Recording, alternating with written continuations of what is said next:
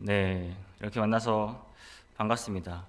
네, 이 자리에 있으니까 또 느낌이 좀 다른 것 같아요. 여기에 있다가 이제 조금 옮겼는데도 이 부담감과 이 느낌이 너무 다른 것 같습니다. 제가 이 자리에 선 이유는 앞으로 3주간 그쵸, 기독교와 천주교 무엇이 다른가라는 주제로 함께 나누려고 이 자리에 섰습니다. 함께 PPT 보여주시면은 주제가 뭐라고요? 기독교와 천주교 무엇이 다른가입니다. 근데 혹시 여기 계신 분들 중에서 근데 왜 저기 박전도사가 왜 저 주제를 가지고 도대체 저라는 거야? 이렇게 혹시나 생각할 수 있는 분들이 있을 것 같아요. 그렇죠?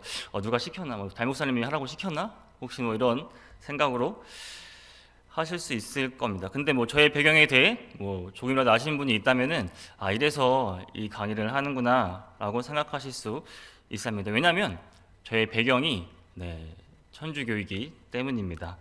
저는 3대째 카톨릭 집안에서 태어났어요. 제 아버지도 천주교이셨고, 저희 할아버지 다 천주교이셨고, 저도 천주교였어요. 천주교를 다니고 제가 교회를 오기 시작한 거는 2006년도예요. 지금 군자에 있던 세상침례교회 저는 2006년도에 군대를 막 제대하고 23살이 되던 해에 처음 왔습니다. 그러니까 15년 전이에요. 그렇죠? 굳이 제 나이를 계산하지 않으셔도 됩니다. 생각보다 좀 어리다는 것만 알고 있어요. 강무철 목사님은 생각보다 나이가 많을 수 있는데 저는 생각보다 그렇게 많지 않습니다. 아무튼 저는 23살에 처음 교회에 나왔습니다. 그 말은 제가 20대와 30대를 모두 교회에서 보냈다는 말입니다. 그렇죠? 그렇다면 그 전에 제가 잠깐 사진 하나 보여드릴게요. 잠시 보시면 누군지 아시겠어요? 여기 오른쪽에 있는 사람은 저고 왼쪽에 있는 사람은 제 동생이에요. 박동진 형제입니다. 그렇죠? 저희 10대 때 저의 모습이에요. 저희 10대는 모두 다 성당에서 보냈습니다. 군대 가기 전까지 10대부터 20대 초반까지 저는 성당에서 자라고 배웠습니다. 가장 두뇌 회전이 잘 되고 그 성당에서 그때 가장 우리가 잘 돌아가고 잘 익힐 때 그때 저의 생활은 성당에서 다 모두 보냈습니다. 보고 듣고 배우고 다 성당에서 했습니다. 그냥 다닌 게 아니었어요. 저는 학생 회장도 했었고요. 그리고 물론 아까 사진에서 본 것다시피 그 신부 가장 옆에서 시중 드는 복사라는 것을 했었습니다. 그리고 복사 중에서도 회장을 했었어요. 열심히 다녔죠. 그리고 대학교 때는 초등부 교사도 했었습니다. 애들을 가르치고 배우고 가르치는 일을 했었어요. 그리고 사실 이거는 말씀드리면은 제가 사실은 한때 신부를 꿈꾸기도 했습니다. 그럼 이 자리에 없었겠죠. 근데 저는 결혼은 꼭 해야겠더라고요. 그래서 신부를 포기하고 그 길을 포기하고 이 결과 제가 지금 이 자리에 있는 결과이기도 합니다. 감사하죠. 이제 제가 이 자리에서 기독교와 천주교 무엇이 다른가라는 주제로 조금 말씀을 전하는지 이제 이해가 되시나요? 저의 경험을 최대한 쉽게 좀 경험과 좀 간증을 통해서 좀 이해하기 쉽도록 최대한 설명을 하도록 하겠습니다. 근데 막상 이게 준비하다 보니까 좀 쉽게 이해를 하려고 하는데 자꾸 깊어지는 것 같아서 약간 좀 고민이 되긴 합니다. 좀 기대가 되시나요? 또 너무 또 기대하면 제가 부담이 되니까 좀 내려놓으시고 잘 따라와 주시기 바랍니다. 잠깐 한번 보여주시겠어요? 저는 이제 3번에 걸쳐 기독교와 천주교 무엇이 다른가에 대해서 함께 나누려고 합니다. 그중에 첫 번째는 기독교와 천주교는 시작이 다릅니다 라는 주제로 오늘 함께 전하려고 합니다. 뭐라고요? 기독교와 천주교는 시작이 다릅니다. 여러분은 교회에 어떻게 오게 되었나요? 처음에 누군가의 전도에 의해 혹은 교회 주보나 전단지를 보고 인터넷을 통해 아니면 그냥 가까워서 요즘은 유튜브를 통해서도 교회에 올 수 있다고도 합니다. 물론 오는 과정 중에 수많은 일을 겪었습니다. 제 이야기만 해도 저는 많은 분들의 기도와 기도를 통해서 또 많은 사람들을 통해서 그 이야기만 해도 아마 오늘 시간을 다 쓸 수 있을 것 같아요. 그만큼 각자 어떠한 이유로 다들 교회에 왔을 겁니다. 근데 교회에 와서 제 마음을 괴롭혔던 문제는 바로 죄 문제였습니다. 이 죄 문제가 해결되지 않고 제대로 된 교회 생활을 할 수 있을까요? 네, 제 문제가 처음에 흘리지 않고 하나님 앞으로 우리가 나아갈 수 있을까요? 제가 성당에 다닐 때 이 제 문제를 저는 이제 고해 성사를 통해서 해결했습니다. 네, 성사란 무엇이냐면은 예수님께서 이제 설정하신 것으로 그러니까 인류에게 보이지 않는 하나님의 은총을 주기 위한 가시적인 교회 의식이라고 천주교에서는 정의합니다. 그러니까 말 보면은 그 말이 의미가 담겨 있어요. 그러니까 보여지는 의식이라는 겁니다. 그 중에 고해 성사도 있고요. 사실 성당에는 총 7가지의 성사가 있는데 그것은 이제 앞으로 차차 다룰 기회가 있을 겁니다. 그중 이제 고해 성사라고 하는 것은 신부에게 가서 이제 죄를 고백하는 겁니다. 보통 성당에서는 일단 부활절이랑 선탕절 그 전 몇 주를 걸쳐서 의무적으로 고해 성사를 봐야 됩니다. 그리고 물론 매주 가서 계속 자신의 죄를 고하여도 됩니다. 근데 이제 아무래도 신부한테 가서 죄를 고백하니까 사람이잖아요, 그렇죠? 그래서 보통 이렇게 성사 이렇게 줄을 서요. 이렇게 표를 들고 줄을 서는데 여러분이라면은 그 고해실 안에 담임 목사님이 계신다면 가서 여러분의 죄를 말할 수 있겠습니까? 그렇죠. 똑같아요. 성당에도 아무래도 죄를 고하지만 성당 주임 신부가 있는 곳은 줄이 없어요. 그리고 오늘 한번 보고 말 손님 신부가 있는 곳에 줄이 어머나게 깁니다. 내 죄를 고백하지만 아무래도 사람인지라 꺼리낌이 있는 모습으로 죄를 고백하게 합니다. 저의 마음도 그랬어요. 그렇죠. 우리는 이 죄를 그렇게 고백을 합니다. 근데 죄를 고백한 후에 제 마음이 어땠을까요? 신기하게 되게 평안해요. 그 당시에 느꼈던 거는 너무 자유합니다. 죄에 대해. 내가 내 죄의 말을 하고 고백을 하고 나오면은 정말 내가 너무 자유한 것 같아요. 근데 그 마음이 얼마나 갈까요? 그 기분이 또 금방 사라집니다. 다시 또 죄에 쌓이고 죄책감에 쌓이며 다시 또 고해 성사를 기다리고 보게 됩니다. 계속 반복되는 이런 거예요. 사실 고해 성사를 들어가기 전에 사실 아무것도 몰라도 가도 앞에 이렇게 문구가 다 있어요. 성사를 보면은 들어가는 문구가 적혀 있습니다. 자신의 먼저 죄에 대해서 뉘우쳐야 되고 이제 뭐 자신의 죄를 짓지 않기로 결심을 하라고 써 있습니다. 그리고 기도문이 앞에 이렇게 있어요. 고백 기도와 통회 기도라는 게 있는데 잠깐 통회 기도를 하나 제가 보여드리면 내용이 이렇습니다. 이제 하나님 제가 죄를 지어 참으로 사랑받으셔야 할 주님의 마음을 아프게 하였사오니 악을 저지르고 선을 소홀히 한 모든 잘못을 진심으로 뉘우치나이다. 또한 주님의 은총으로 속죄하고 다시는 죄를 짓지 않으며 죄질 기회를 피하기로 굳게 다짐하오니 우리 구세주 예수 그리스도의 순환 공도를 보시고 저에게 자비를 베풀어 주소서. 이렇게 아멘합니다. 개인적인 기도가 아니라 그냥 기도문이에요. 기도문. 이렇게 성당에 있는 기도문이 상당히 많습니다. 웬만한 환경과 조건에 맞는 기도문이 다 있어요. 심지어 식사 전 기도가 따로 있고요. 식사 후 기도가 따로 있습니다. 그렇죠. 이게 성당에서 하는 기도예요. 이러면서 그런 정해진 기도를 하면서 자신의 죄를 뉘우치라고 하고 있습니다. 그래서 제가 처음에 교회 왔을 때 그런 개인적으로 하는 기도가 되게 좀 새롭기도 하고 저에게는 되게 좀 신기한 부분 중에 하나였어요. 성당에서는 모든 것들이 거의 다 기도문으로 이루어지기 때문입니다. 어쨌든 이제 고해실에 고백 성사를 하러 들어갑니다. 이제 들어가면은 이제 십자성호라는 거를 이제 거요. 그러니까 이렇게 십자가를 긋는다는 거죠. 이렇게 말을 하면은 이제 신부가 그 인기척을 알고 이제 죄를 고백하라고 합니다. 근데 혹시 이런 천주교에서 이런 십자성호를 혹시 긋는 걸 보신 적 있나요? 이게 어떤 의미인지 알고 계세요? 그렇죠. 이거는 그냥 간단히 말씀드리면 일상생활에서 자신의 모습을 좀 성스럽게 할 때 사용한다고 보시면 됩니다. 보통 기도하기 전에 이제 이렇게 이거 십자가 말거든요. 기도하기 전에 이렇게 하고 또 성당을 들어갈 때 이렇게 합니다. 그리고 성사를 할 때 또 이러한 십자성호를 그면서 좀 자신을 성스럽게 이제 좀 하기 위한 준비를 한다고 생각하시면 됩니다. 그리고 보통 성당에 들어갈 때 사제가 축성한 그런 이제 거룩하고 깨끗한 물을 말하는 것입니다. 그러니까 이제 좀 소금을 조금 넣어서 그런 신부가 그 축성한 물을 성스러운 물이라고 하는 거예요. 그래서 그 성수를 찍고 이제 나의 이제 악한 마귀와 이제 더러운 것을 씻어내어서 이런 기도를 하면서 이런 물을 찍고 들어갑니다.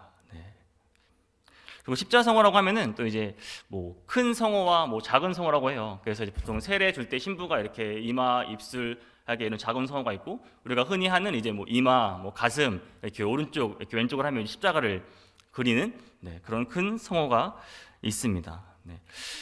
그 다음 이제 뭐 또 손을 모아서 뭐 엄지를 뭐 엄지 손가락을 뭐 이제 왼 손가락에 올려서 십자가를 긋고, 이런 것들이 다 이제 사소한 것들이 다 이제 거룩함을 표현하는 행동으로 하고 있습니다. 그리고 이제 성부와 성자와 성령의 이름으로 아멘이라고 하는 것이 이제 성경이라고 하며, 이들은 이러한 기도를 하고 있습니다. 이런 중간중간 되게 사소한 이런 깨알 정보도 함께 알려드리도록 하겠습니다. 다시 고해성사로 이제 들어가면은 이제 처음에 들어가서 말을 해요. 내가 죄를 고백한 지 뭐 며칠, 뭐 몇 달, 몇 주가 되었습니다. 이렇게 말을 한 다음에 죄를 고백합니다. 그 다음에 마지막에 하는 말이 이래요. 이밖에 알아내지 못한 죄에 대하여도 통회하오니 사여 주소서라고 이제 신부께 말을 합니다. 그래서 사실 그래서 좀 큰 죄는 말하는 것도 있어요. 사실 이게 좀 말하기 좀 그러니까 말 안 하고 이제 좀 저는 그랬어요. 저는 이제 그래서 너무 이건 좀 그러면 이제 이밖에 안 해줬더니 해서 통회하오니 사여 주소서 이렇게 말을 하면은 이제 신부가 그걸 듣고 이제 보석이라는 것을 줘요. 보석.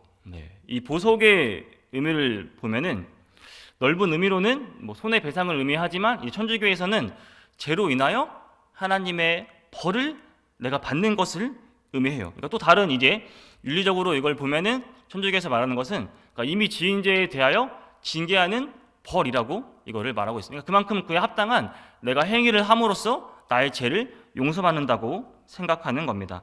근데 이게 이들은 성경에 근거를 두고 말합니다. 가톨릭에서 보는 이제 공동명언 중에 하나 중에 마태복음 3장 8절 이런 말이 있어요. 너희는 회개하였다는 증거를 행실로서 보여라 라는 말을 이들은 이 보석에 증거를 두고 이 성경 본문 말씀을 사용합니다. 이 말이 이제 개역개정에서는 회개에 합당한 열매를 맺고 라고 이렇게 말하고 있습니다. 열매를 나타내는 그 원어를 비유적으로 보면은 뭐 일, 행동, 그런 아까의 그 카톨릭처럼 행위로 볼 수도 있습니다. 그러나 여기서 이것은 이제 회개하지 못하는 그 외적으로만 잘 보이려고 하는 바리새인들을 위해서 분명히 지적하신 말씀입니다. 그러니까 내적으로 회개를 하고 너희가 열매에 맞는 것이 맞다, 합당한 결과를 맺으라, 이 말로 해석을 해야 되는 것이 맞습니다. 좀 이해가 되시나요? 근데 천주교에서는 이것을 가지고 보석의 행실로 근거로 하고 있습니다. 이것은 잘못된 해석이라고 볼 수 있습니다. 보통 보석은 이제 무슨 행동을 하라고 하거나 이제 기도문을 하라고 합니다. 이것 했을 때 비로소 진짜 내가 진정으로 내가 마음에 평안이 저도 있었어요. 그러니까 그냥 이제 보다 이제 그 보석 주는 것을 뭐 기도문을 하라고 하면은 내가 기도문을 진정으로 했을 때 이제 내가 정말 이제 내 죄가 없어졌구나, 이런 생각을 저도 똑같이 했었습니다. 그리고 죄를 말하고 신부가 보석을 주고 난 다음에 마지막에 하는 말이 이렇습니다. 이제 신부가 하는 말이 주님께서 죄를 용서해 주셨습니다라고 말을 해요. 평안히 가십시오라고 신부가 마지막에 이 말을 합니다. 이것으로 죄가 해결될까요? 그렇죠. 아까 제가 말씀드렸다시피 이 마음의 그런 평안함이 오래 가지 않습니다. 그렇죠? 여러분 뭐 저희가 다 죄인인데 죄를 계속 짓고 죄책감에 사는 것이 어쩔 수 없는 사람이기 때문에 죄 문제가 해결이 안 됩니다. 천주교에서 이러한 것도 다 알고 있습니다. 그래서 이들은 죄와 벌을 좀 분리했어요. 약간 천주교에서 흔히 말하는 잠벌이라는 말이 있습니다. 잠벌이 뭐라면 성사로 죄를 용서받았다 할지라도 이에 대한 잠벌이 남아 있다고 합니다.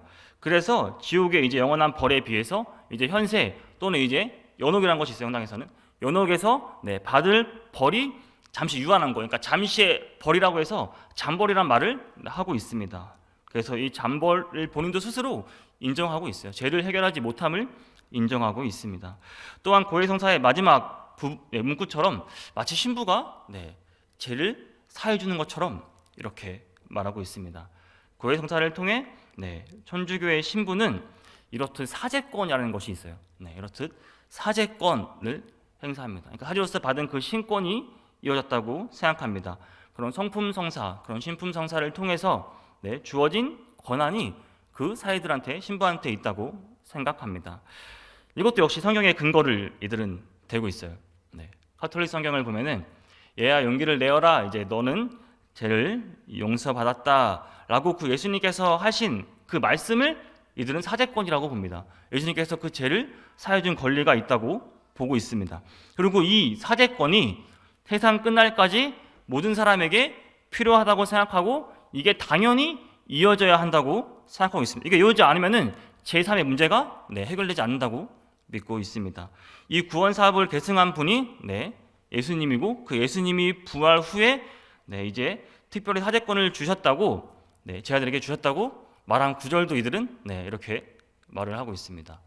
예수님께서 제 아들에게 사죄권을 주셨다고 이들이 증명하는 구절입니다. 성령을 받아라. 이제 너희가 누구의 죄든지 용서해주면 그가 용서를 받을 것이고 그대로 두면 그대로 남아있을 것이다라고 말합니다. 이 구절로 예수님께서 제 아들에게 그 사죄권을 줬다고 생각합니다. 그리고 그 제달로부터 이제 전통으로 계승된 또 베드로를 통해서 계승받은 그 정통의 천주교인 그 사제가 그 사죄권을 똑같이 이렇게 계승받아 이었다고 생각하고 있습니다. 그렇죠?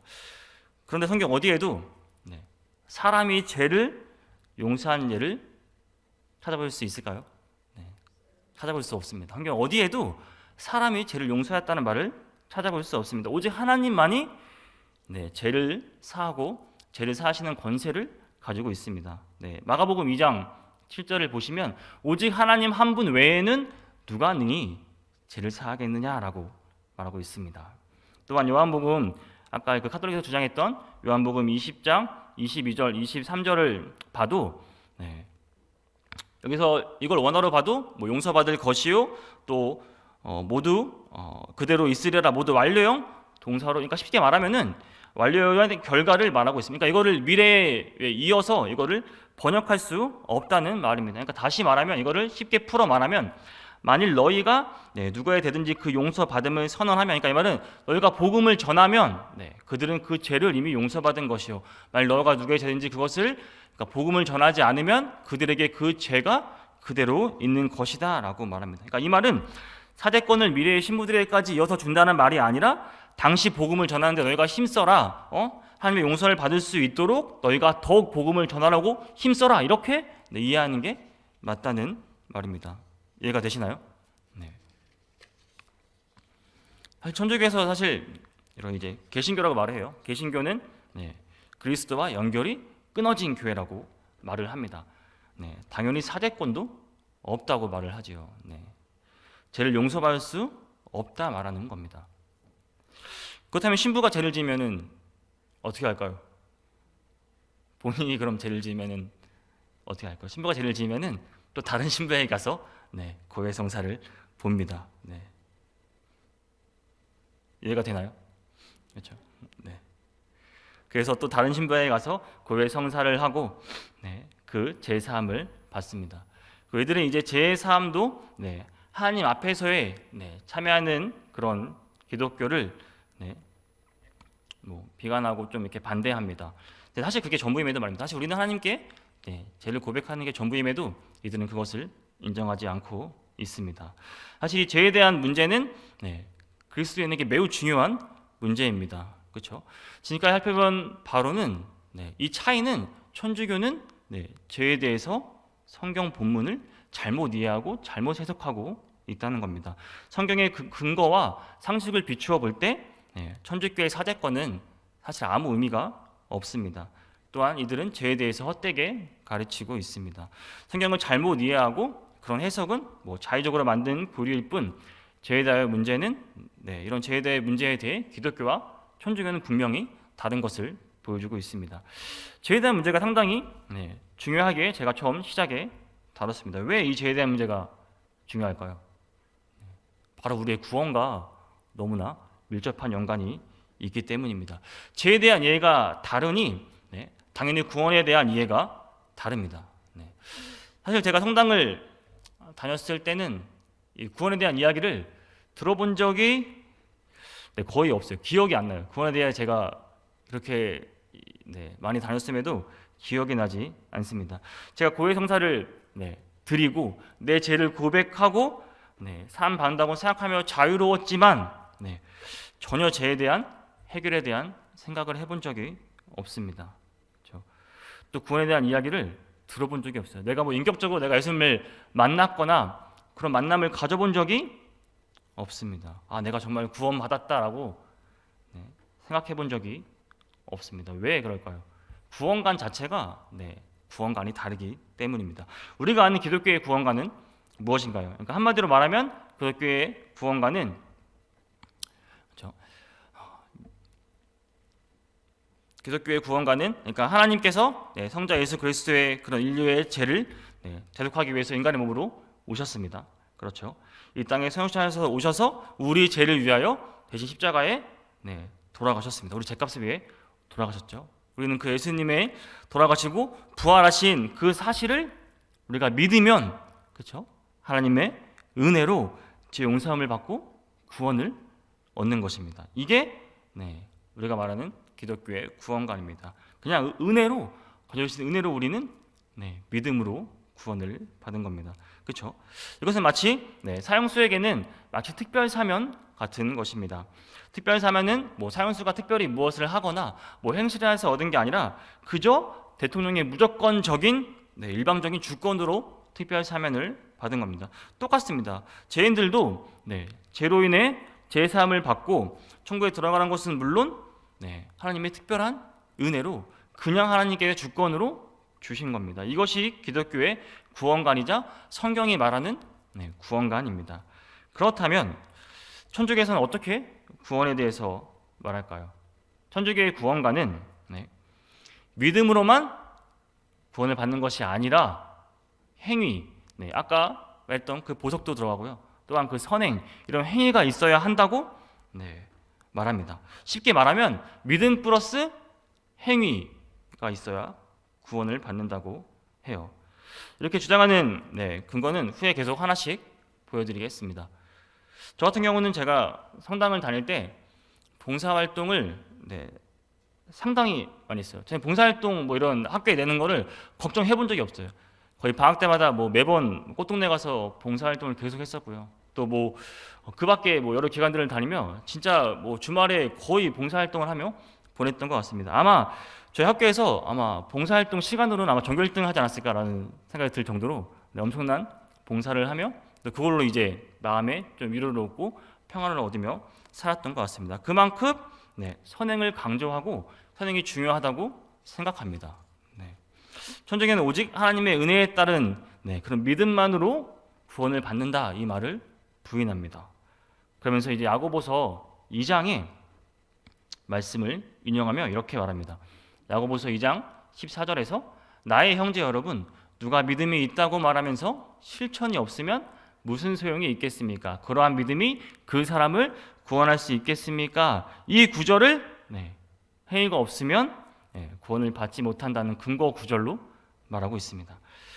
그러나 이 말씀은 행위가 구원의 조건을 강조한 말씀이 아님을 우리는 알고 있습니다. 당시 그리스도인들의 거룩하지 못한 그런 삶을 역설적으로 거룩한 삶의 열매를 맺어라 이것을 열매를 강조하며 그리스도인이라 하면서 기독교인이라 하면서 착한 행함이 없으면 되겠느냐 이렇게 하면서 꾸짖으시면서 그런 책망하신 말씀으로 봐야 하는 것이 말씀입니다. 한마디로 그리스도인이라면 그리스도인답게 살아라 이렇게 말하고 있는 말씀입니다. 행위가 없으면 구원을 받지 못한다라는 말이 아닙니다. 근거로 되는 구절들의 공통점을 혹시 아시겠나요? 이들은 잘못된 해석을 하고 있다는 것입니다. 자신들만의 해석을 계속하고 있습니다. 천주교에서 말하는 구원관을 좀 뒷받침하는 몇 가지 예를 제가 보여드리도록 하겠습니다. 가톨릭 문답 성경 354에서는 이렇게 말하고 있습니다. 우리는 예수 그리스도를 믿는 신앙은 선행의 열매를 맺지 않으면 구원적 신앙이 아니라고 믿는다. 선행은 구원을 위하여 필요하다라고 말하고 있어요. 역시 이에 대한 구절을 또 이들은 말합니다. 누가복음 18장에 나오는 그런 부자 이야기 혹시 아시나요? 그렇죠. 부자가 예수님을 찾아와서 묻습니다. 제가 어떻게 하면은 영생을 얻을 수 있습니까? 라고 말을 합니다. 이 예수님께서 내가 있는 것을 다 팔아 가난한 사람에게 나눠줘라. 그리하면 내게 보화가 있으리라 하십니다. 그 다음 나를 따라와라라고 말을 하죠. 네. 이것을 천주교에서는 선을 행하라고 명하셨다라고 이렇게 해석하고 있습니다. 이것을 선한 행위로 해석합니다. 사실 이 말씀은 이보다 자신의 소유를 버리지 못하면 예수님의 제자가 되지 못한다는 그 말씀이죠. 그렇죠? 인간의 마음이 그런 재물 욕심과 재물로 인해 의로워지면 하나님을 온전히 섬길 수 없음을 말하고 있는 구절입니다. 역시 잘못된 해석을 하고 있습니다. 또한 이제 가톨릭 교리서 제 1260조에서는 그리스도의 복음과 그의 교회에 대하여 무지한 사람도 자신이 이해하는 한도 내에서 진리를 찾고 하나님의 뜻을 행하는 사람은 누구나 구원을 받을 수 있고 하나님의 뜻을 행하는 사람은 누구나 구원을 받을 수 있다라고 말을 합니다. 또한 가톨릭 교리서 제 1816조에서는 믿음에 대한 봉사와 증언은 구원을 위해 필요하다라고 말하고 있습니다. 또한 가톨릭 교리서 제 846조, 이거는 이제 가톨릭 교회만 구원이 있다고 이들이 주장하고 있는 구절입니다. 가톨릭 교회에 들어오기를 거부하거나 또는 그 안에 있기를 거부하는 사람은 구원을 받을 수 없다라고 분명히 말하고 있습니다. 가톨릭 교회 안에 구원이 있음을 이들은 주장하고 있습니다. 또한 마지막으로 하나만 더 보겠습니다. 구원의 계획은 창조주를 인정하는 모든 사람을 포함하는데 그 중에는 이슬람 교도들도 포함된다고 말하고 있어요. 그들이 아브라함의 신앙을 보존하고 고백하며 우리와 같이 마지막 나라의 사람들을 심판하신 유일하시고 자비하신 하나님을 공경한다라고 이들은 말합니다. 이슬람교를 잘 모르는 것 같아요. 그렇죠? 이슬람교를 잘 모르고 자신의 같은 하나님을 믿는다고 생각합니다. 가톨릭이 에큐메니컬 운동을 주도하며 연합, 통합을 주장하는 이유를 알 것 같습니다. 사실 가톨릭은 그런 전통에 대한 그런 자부심이 상당합니다. 저도 그랬어요. 저도 성당했을 때 우리가 약간 원조다, 우리가 약간 짱이다, 우리가 원조다 이런 마음이 있었어요. 그러니까 다 교회든 다른 거든 우리 무슨 나간 거 아니냐. 그래서 그 말에 자부심이 있고 그렇기 때문에 그 사람들을 포용하는 거에 대해서 그런 거부감이 전혀 없습니다. 그렇죠? 안티 천주교 들어보셨나요? 못 들어봤죠. 그렇죠? 안티 기독교는 엄청 많은데 안티 천주교란 말은 저도 거의 들어본 적이 없어요. 그들은 항상 베풀고 약간 선행을 하고 표용하고 이런 게 배어 있는 사람들입니다. 이제 기독교, 그러니까 천주교에서 말하는 그런 개신교라는 그 천주교 입장에서는 정통을 버리고 약간 나간 변절자, 분리된 자로서 분류합니다. 그러기에 당연히 그들은 사제권도 없고 정통적 교회로 인정을 하지 않고 있습니다. 지금까지 우리가 살펴보다시피 천주교와 그런 기독교의 구원론은 다릅니다. 그렇죠? 성경은 믿음으로만 구원을 분명히 말하고 있습니다. 믿음 플러스 행위가 아니에요. 그냥 믿음만 있으면 우리는 구원을 받을 수 있습니다. 우리는 성경을 근거로 판단해야 합니다. 교리의 근거가 아니라 자신들이 만든 그런 교리 문답서 교리의 근거가 아니라 성경을 근거로 해야 합니다. 판단은 여러분들이 해보시기 바랍니다. 오늘 마지막으로 이제 천주교와 기독교가 만들어진 그런 배경을 잠시 살펴보며 마치려 합니다. 원래 기독교는 이제 그리스도교를 말합니다. 그렇죠? 그리스도교라고 하면은 이제 예수가 그리스도를 믿는 그런 총칭을 하는 말입니다. 천주교도 당연히 이에 속합니다. 그리고 정교회, 성공회 모두 기독교의 일종입니다. 지금 우리가 이제 흔히 기독교라 부르는 말은 로마 가톨릭 이제 교회에 대한 이제 저항하는 의미에서 이제 프로테스탄트라고 해서 저항하는 의미에서 이제 개신교라고 했죠. 그때 종교개혁 이후에 이제 개신교라는 말이 나왔습니다. 흔히 우리가 지금 기독교라 칭하는 것이 개신교라고 생각하시면 됩니다. 우리나라의 이제 개혁 이후에 미국 선교사들의 영향이 상당히 컸습니다. 그리고 해방 이후에 우리의 가장 큰 영향을 미친 나라가 미국이었죠. 그 당시에 이제 미국에 있던 이제 그 개신교의 영향도 가장 컸습니다. 그 개신교가 주도적인 역할을 하면서 자연스럽게 이제 기독교 하면은 개신교다라는 그런 사항이 됐습니다. 근데 반면에 또 가톨릭에서는 이런 기독교 이런 말을 쓰지 않았어요. 그들은 오히려 가톨릭이나 천주교라는 이런 말을 계속 써왔습니다. 그러니까 그 이후로 자연스럽게 이제 그냥 기독교, 천주교 하면은 우리가 지금 알고 있는 이런 천주교와 기독교 이런 말이 생긴 겁니다. 16세기 이제 유럽에서 로마 가톨릭 교회의 쇄신을 요구하면서 등장했던 운동이 있습니다. 네. 한 번쯤은 들어보셨을 운동, 바로 종교개혁입니다. 이 운동이, 그렇죠? 한 번쯤은 아마 다 들어보셨을 겁니다. 이 개혁이에요, 개혁, 그렇죠? 원래 개혁이란 말은 제도나 기구 따위를 새롭게 뜯어 고치는 것을 개혁이라고 합니다. 뭐 개화 이렇게 말이 비슷할 수 있습니다. 그런데 천주교에서는 이것을 개혁이라고 생각할까요? 네. 천주교에서는 이거를 부정적으로 바라보죠. 그들은 이것을 종교 분열이라고 말하고 있습니다. 그렇죠? 종교 분리, 뭐 종교 분열 이렇게 말하고 있어요. 타락한 성직자 루터라고 표현합니다. 타락한 성직자 루터가 정통 교리를, 천주교의 정통 교리를 뜯어 고쳐서 종교를 분열을 강조했다고 말하고 있습니다. 루터는 당시 이제 교회에 대한 그런 카톨릭에 대한 천주교에 대한 부정 부패에 관한 95개조를 써서 붙였습니다. 이것이 종교 개혁의 바탕이 됐어요. 근데 그 중에 큰 세 가지 관점이 있습니다. 첫 번째는 신앙의 규범은 성경뿐이고 또 성경은 자유로이 해석할 수 있다라는 겁니다. 그러니까 한마디로 오직 성경을 주장했습니다. 네. 반면 천주교는 그렇지 않다는 말이겠죠. 천주교의 성경 해석은 교회 안에 있었습니다.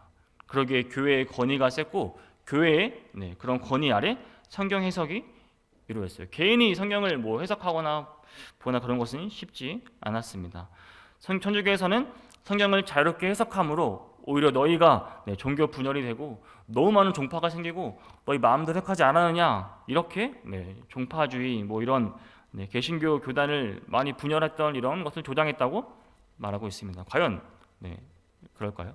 오히려 이 이후에 이제 더 많은 연구와 해석을 통해서 다양한 관점의 성경을 더 이해할 수 있게 되었고요. 이 성경이 더욱더 개인적으로 또한 인격적으로 하나님을 만날 수 있는 계기가 되었습니다. 반면 이 천주교에서는 이것을 교회에서만 해석하고 하다 보니 잘못된 해석을 함에도 그대로 믿고 가르치고 그것을 가르치는 사람은 그대로 믿을 수밖에 없습니다. 그렇죠? 성경에 없는 수많은 교리들을 만들어서 이들은 가르칩니다. 저도 이제 교사를 하면서 그때 이제 초등학생들을 가르치는데 성경을 펴서 아이들을 가르쳐 본 기억이 없어요.